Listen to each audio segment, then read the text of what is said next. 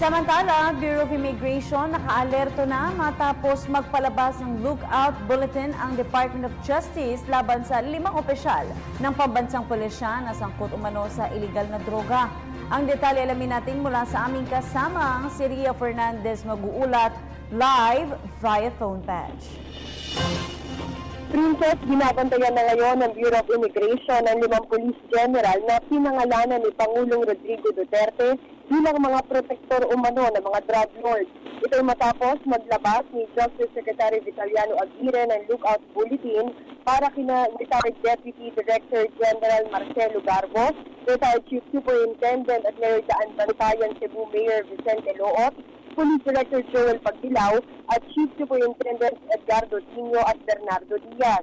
Ayon kay Attorney Antoinette Mangrobang, Immigration Spokesperson, agad na inatasan ni Commissioner Jaime Morente ang kanilang mga immigration officer na magbigay impormasyon sa DOJ, DILG at NAPOLCOM sakaling mamataan ang sinuman sa 5 na papalabas ng bansa. Ngayon maniginaw ni Mangrobang na ibang lookout bulletin sa hold departure order. Sa ilalim ng lookout bulletin, hindi nangangahulugang bawal ng lumabas ng bansa ang subject pero tinututukan ng kilos nito ng mga otoridad. Habang sa hold departure order naman ay pawang mga korte lamang ang nag-issue at bawal talaga ng mga ibang bansa ang tao. As of yesterday, Princess, nananatiling nasa bansa ang 5 tinaguriang narco general.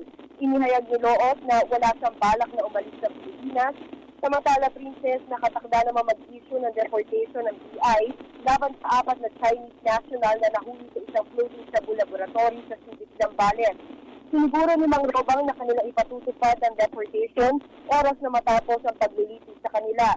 Kaugnay naman sa tinutukoy ng Pangulo na Peter Lim alias Jaguar na umano'y responsable sa drug operation sa Visayas, sinabi ni Mangrobang na patuloy nilang tinutukoy ang pagkakakilanlan at kasalukuyang kinaroroonan nito dahil sa mahigit 4,000 kapangalan nito sa kanilang travel database. Para sa PTV News, ako si Ria Fernandez. Maraming salamat, Ria Fernandez. Ako po si Cathy San Gabriel. Subscribe na sa PTV YouTube channel. I-click lang po ang subscribe button.